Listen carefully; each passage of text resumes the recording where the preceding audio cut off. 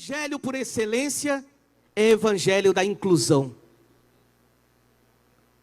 O evangelho é porta estreita, sim, é um amor exigente, mas é uma porta sempre aberta. Deus nunca fecha a porta para ninguém. Por isso, talvez seria momento de, assim como fomos capazes de dar um salto na sabedoria do evangelho, vencer a escravidão, não está na hora da gente dar um salto na perspectiva da fé e superar preconceitos contra os nossos irmãos homoafetivos?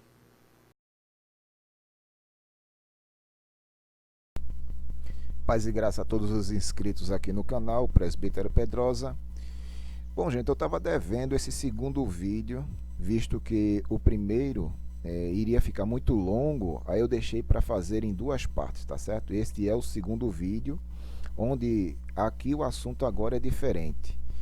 Esse padre católico, ele está tentando, de certa forma, com uma homilética bem peculiar, né, transformar a questão da posição homossexual, tá certo? Vocês vão ver aí no vídeo, todo o discorrer do vídeo, que ele vai sempre trabalhar essa perspectiva da posição homossexual, ok?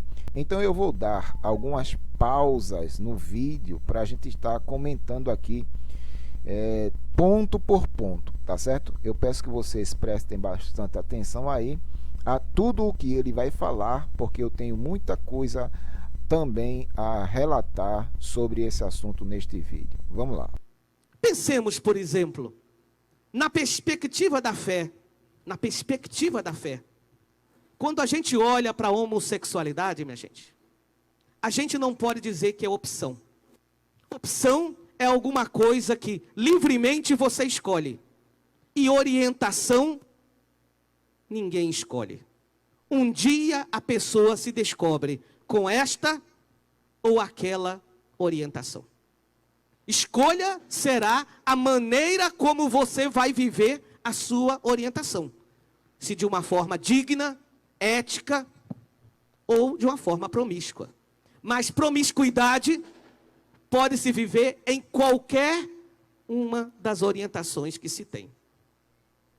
Então, já que não é escolha, já que não é opção, já que a Organização Mundial da Saúde, desde a década de 90, não considera mais como doença, na perspectiva da fé, nós só temos uma resposta.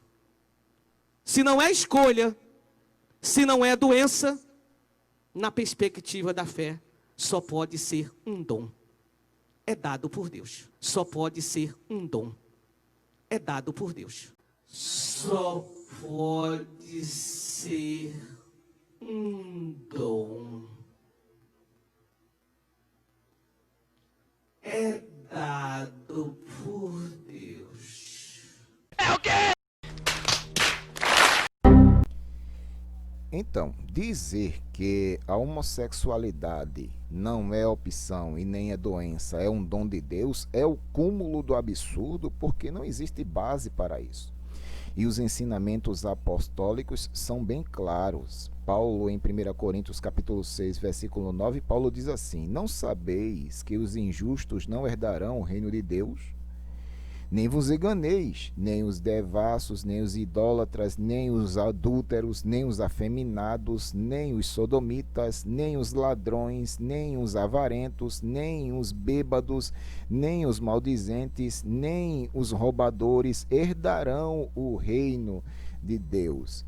Se a homossexualidade é um dom, então como é que ela nesta lista está de fora do reino de Deus? Só por aí a gente entende pelas Sagradas Escrituras que a homossexualidade é um desdobramento da natureza do pecado na vida do agente pecador. E nas Escrituras ela está classificada como afeminados, sodomitas, tá certo?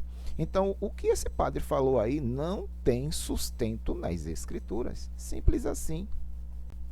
É impressionante como a Igreja Católica, para defender certas situações, ela tem que criar determinadas heresias para sustentar determinadas diabruras. É impressionante isso, tá certo? Quando na realidade, para quem estudou teologia sabe que toda a organização teológica da Igreja Católica tem como pressupostos o pelagianismo. E o pelagianismo nunca acreditou na natureza do pecado. E o que eu quero dizer com isso? Entendam, eu considero o homossexualismo como um desdobramento da natureza do pecado na vida do agente pecador. Ou seja, a natureza do pecado no agente pecador tem, em certas situações, força para transformar o comportamento da pessoa, levando essa pessoa a ter essas patologias comportamentais, tá certo? Porém, é aquilo que eu digo, essas patologias comportamentais são oriundas da natureza do pecado na vida do agente pecador. E isso a Igreja Católica não prega. A Igreja Católica não prega contra o pecado. Até porque, como ela segue princípios pelagianos, Pelágio nunca acreditou que o pecado de Adão contaminou toda a criação. Pelágio nunca acreditou nisso. E, consequentemente, ele não acredita justamente que essas patologias são oriundas do pecado. O pecado é uma realidade e é o objetivo maior de Jesus Cristo ter vindo ao mundo para libertar o homem da opressão do pecado. Quando o Papa Francisco esteve a primeira vez aqui no Brasil, na Jornada Mundial da Juventude, em 2013, quando ele voltava para Roma, naquela entrevista que ele sempre concede no avião, a repórter brasileira Ilse Scamparini fez uma pergunta ao Papa a respeito de um escândalo homossexual que tinha acontecido no Vaticano naqueles dias. E dentro da resposta, ele nos dá esta pérola, falando dos nossos irmãos homoafetivos. E que ele usa a expressão gay. Porque gay na Europa não tem o mesmo sentido para nós. Nós, quando falamos gay, tem uma palavra carregada de preconceito. Na Europa, não há. Por isso que aqui no Brasil é melhor chamar homoafetivo. Então, quando ele se refere, está se referindo como se fala na Europa. Ele diz, se uma pessoa é gay e procura o Senhor e tem boa vontade, quem sou eu para julgar?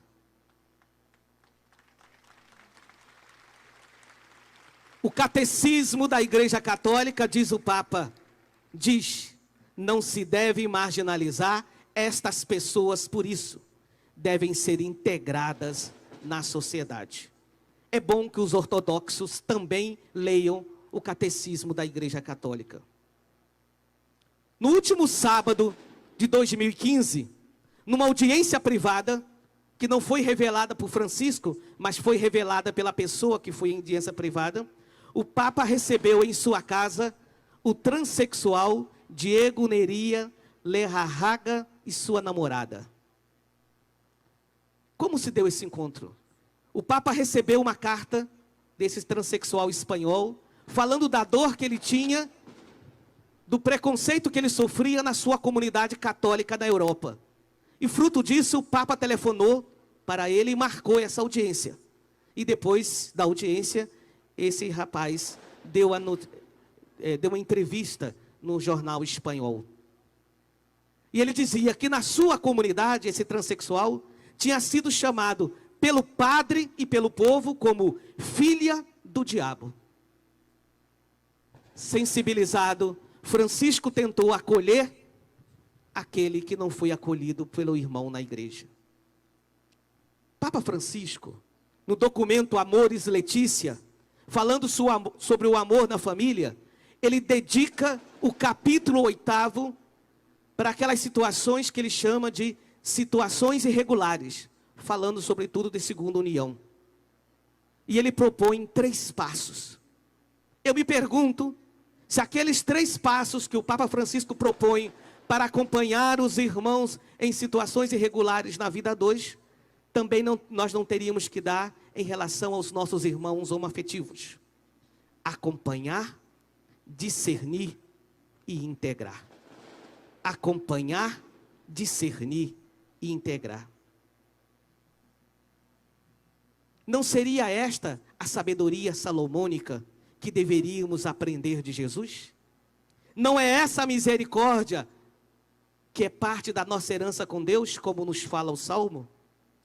Não somos todos, independente da nossa orientação, imagem de Cristo? Cristo, quando olha para a gente, Ele não olha para os nossos órgãos genitais, olha para o nosso coração. E quando Ele nos chama pelo coração e nós vamos com tudo, inclusive com as nossas orientações. E somos todos imagem do Senhor.